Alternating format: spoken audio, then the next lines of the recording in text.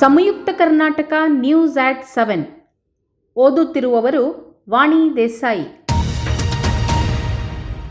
ಅಂಕೋಲಾ ತಾಲೂಕಿನ ಶಿರೂರು ಗುಡ್ಡ ಕುಸಿತ ಪ್ರದೇಶಕ್ಕೆ ಕೇಂದ್ರ ಸಚಿವ ಎಚ್.ಡಿ. ಕುಮಾರಸ್ವಾಮಿ ಭೇಟಿ ನೀಡಿದರು. ಕಾರ್ಯಾಚರಣೆಯ ಹಂತಗಳನ್ನು ಪರಿಶೀಲಿಸಿ ಸಾವನ್ನಪ್ಪಿದವರ ಕುಟುಂಬದವರಿಗೆ ಸಾಂತ್ವನ ಹೇಳಿದರು.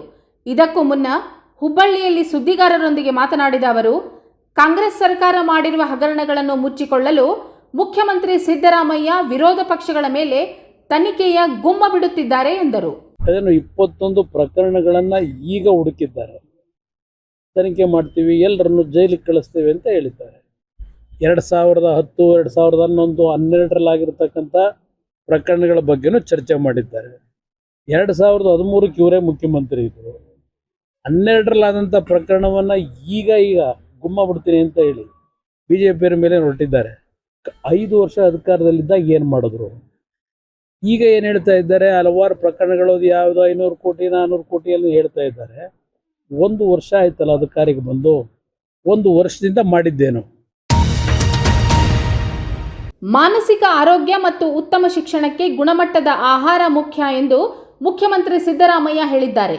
ಅವರು ಅಜೀಂ ಪ್ರೇಮ್ಜಿ ಫೌಂಡೇಶನ್ ಸಹಭಾಗಿತ್ವದಲ್ಲಿ ಪೌಷ್ಟಿಕ ಆಹಾರ ನೀಡುವ ಕಾರ್ಯಕ್ರಮವನ್ನು ಉದ್ಘಾಟಿಸಿ ಮಾತನಾಡಿ, ರಾಜ್ಯ ಸರ್ಕಾರ ಮಕ್ಕಳಲ್ಲಿ ಪೌಷ್ಟಿಕಾಂಶ ಹೆಚ್ಚಿಸುವ ಉದ್ದೇಶದಿಂದ ಆರಂಭದಲ್ಲಿ 1 ದಿನ, ಅನಂತರ ತಮ್ಮ ಸರ್ಕಾರ ಅಧಿಕಾರಕ್ಕೆ ಬಂದ ಬಳಿಕ 2 ದಿನ ಉಚಿತವಾಗಿ ಮೊಟ್ಟೆ ನೀಡಲಾಗುತ್ತಿತ್ತು. ಅಜೀಂ ಪ್ರೇಮ್ಜಿ ಅವರ ದೊಡ್ಡ ಮನಸ್ಸು ಮಾಡಿ 1500 ಕೋಟಿ ರೂಪಾಯಿ ವೆಚ್ಚದಲ್ಲಿ ಉಳಿದ 4 ದಿನಗಳ ಕಾಲವೂ ಮಕ್ಕಳಿಗೆ ಉಚಿತವಾಗಿ ಮೊಟ್ಟೆ ನೀಡಲು ಮುಂದೆ ಬಂದಿದ್ದಾರೆ. ಇದರಿಂದ ರಾಜ್ಯದ 55 ಲಕ್ಷ ಮಕ್ಕಳಿಗೆ ಅನುಕೂಲವಾಗಲಿದೆ ಎಂದು ಹೇಳಿದರು. ನಾವು ಈಗಾಗಲೇ ವಾರದಲ್ಲಿ 2 ದಿನ ಮೊಟ್ಟೆಗಳನ್ನು ಕೊಡ್ತಾ ಇದ್ದೀವಿ. 1 ದಿನ ಇತ್ತು, ನಾವು ಬಂದ ಮೇಲೆ 2ನೇ ದಿನ ಕೊಡಬೇಕು ಅಂತ ಹೇಳಿ ತೀರ್ಮಾನ ಮಾಡಿದ್ವಿ.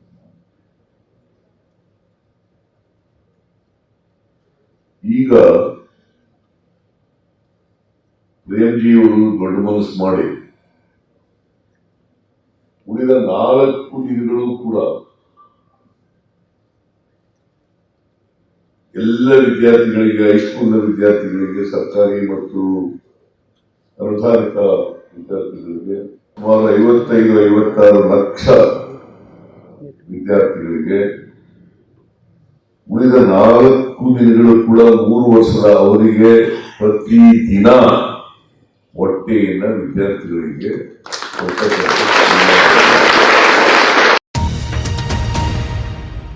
ವಾಲ್ಮೀಕಿ ಅಭಿವೃದ್ಧಿ ನಿಗಮದ ಹಗರಣವನ್ನು ಅಧಿಕಾರಿಗಳ ಮೇಲೆ ಎತ್ತಿ ಹಾಕುವ ಕೆಲಸವನ್ನು ಮುಖ್ಯಮಂತ್ರಿ ಸಿದ್ದರಾಮಯ್ಯ ಮಾಡುತ್ತಿದ್ದಾರೆ. ಅವರ 40 ವರ್ಷಗಳ ಶುದ್ಧ ಹಸ್ತದ ಮುಖವಾಡ ಕಳಚಿ ಬಿದ್ದಿದೆ ಎಂದು ಪ್ರತಿಪಕ್ಷ ನಾಯಕ ಆರ್ ಅಶೋಕ್ ಹೇಳಿದ್ದಾರೆ. ಸುದ್ದಿಗೋಷ್ಠಿಯಲ್ಲಿ ಮಾತನಾಡಿದ ಅವರು, ವಾಲ್ಮೀಕಿ ಅಭಿವೃದ್ಧಿ ನಿಗಮದ ಹಗರಣವನ್ನು ಮುಚ್ಚಿ ಹಾಕುವ ಸ್ಪಷ್ಟ ತೀರ್ಮಾನವನ್ನು ಕಾಂಗ್ರೆಸ್ ಮಾಡಿದೆ. ಅದಕ್ಕೆ ಕ್ಲೀನ್ ಚಿಟ್ ಕೊಟ್ಟುಕೊಂಡ ಮುಖ್ಯಮಂತ್ರಿ ಸಿದ್ದರಾಮಯ್ಯ ಎಲ್ಲ ತಪ್ಪನ್ನು ಅಧಿಕಾರಿಗಳ ಮೇಲೆ ಹಾಕಿದ್ದಾರೆ. ಆ ಅಧಿಕಾರಿ ಹಿಂದೆಯೇ ತಪ್ಪು ಮಾಡಿದ್ದರೆ ಅದೇ ಹುದ್ದೆಯಲ್ಲಿ ಉಳಿಸಿಕೊಂಡಿದ್ದು ಏಕೆ ಎಂದು ಪ್ರಶ್ನಿಸಿದರು. ಮುಖ್ಯಮಂತ್ರಿ ಸಿದ್ದರಾಮಯ್ಯನವರು ಕ್ಲೀನ್ ಚಿಟ್ ಕೊಟ್ಬಿಟ್ರು. ಅದಕ್ಕೆಲ್ಲ ನಮ್ಮ ಮಂತ್ರಿ ಏನು ಮಾಡಿಲ್ಲ, ನಮ್ಮ ಅಧ್ಯಕ್ಷ ಏನು ಮಾಡಿಲ್ಲ, ಎಲ್ಲ ಅಧಿಕಾರಿಗಳೇ ಮಾಡಿರುವಂತದ್ದು. ಅದು ಆ ಅಧಿಕಾರಿ ಬಿಜೆಪಿ ಇದ್ದಾಗ ಸ್ಕ್ಯಾಂಡಲ್ ಮಾಡಿದ್ದ.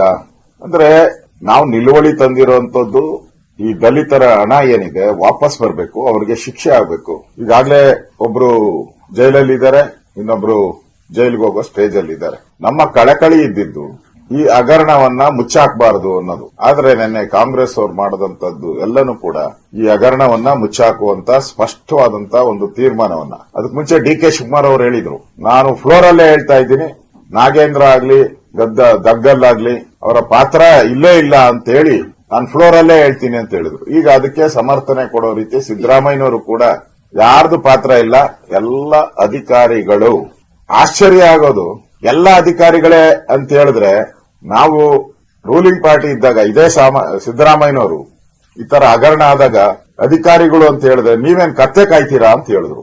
ಈಗ ನಾನು ಅವ್ರು ಕೇಳ್ತೀನಿ, ಎಲ್ಲ ಅಧಿಕಾರಿಗಳೇ ಮಾಡಿದ್ರೆ ನೀವೇನ್ ಕತ್ತೆ ಕಾಯ್ತಾ ಇದ್ದೀರಾ? ನಿಮ್ ಮಾತನ್ನು ನಿಮ್ಗೆ ಹೇಳ್ತಾ ಇದ್ದೀನಿ. ಮತ್ತೆ ಅಧಿಕಾರಿ ಹಿಂದೆ ಭ್ರಷ್ಟಾಚಾರ ಮಾಡಿದ್ರೆ ಸೆಲೆಕ್ಟ್ ಮಾಡಿ ಅದೇ ಅಧಿಕಾರಿನ ಯಾಕಪ್ಪ ಹಾಕದ್ರಿ?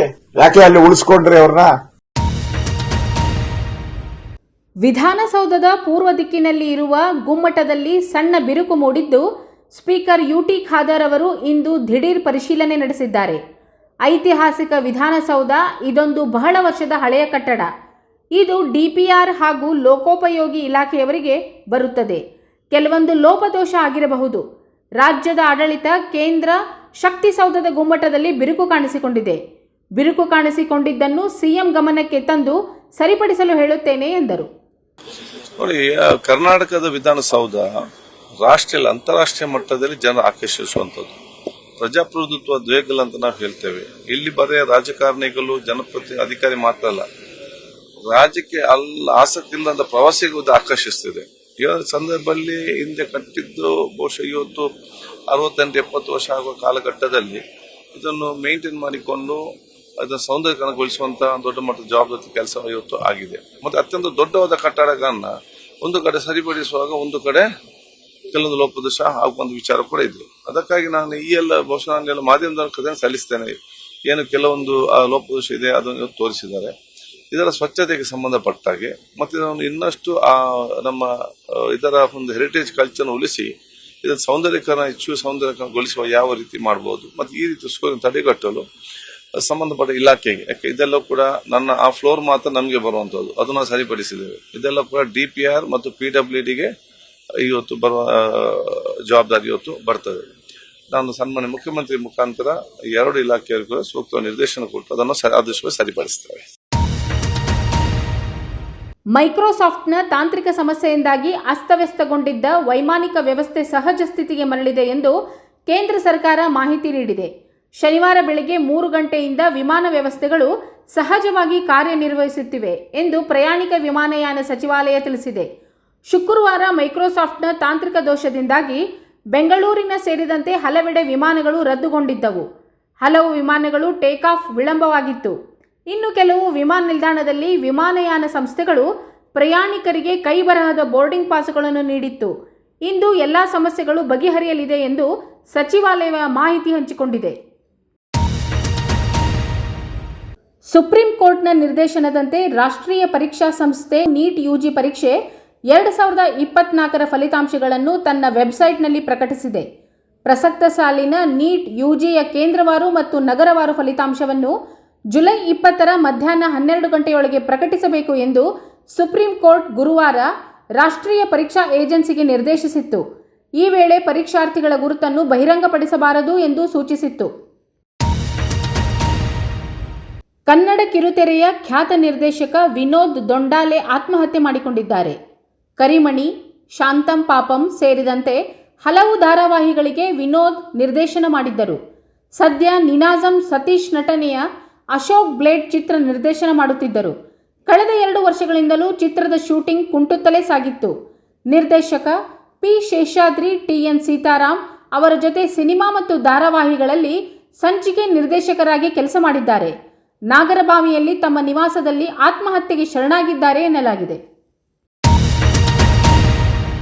ಇನ್ನಷ್ಟು ಬರವಣಿಗೆಗಳು, ವಿಶೇಷ ಲೇಖನಗಳು ನಿಮಗಾಗಿ ಕಾಯ್ತಾ ಇರ್ತವೆ. ಓದ್ತಿರಲ್ವಾ?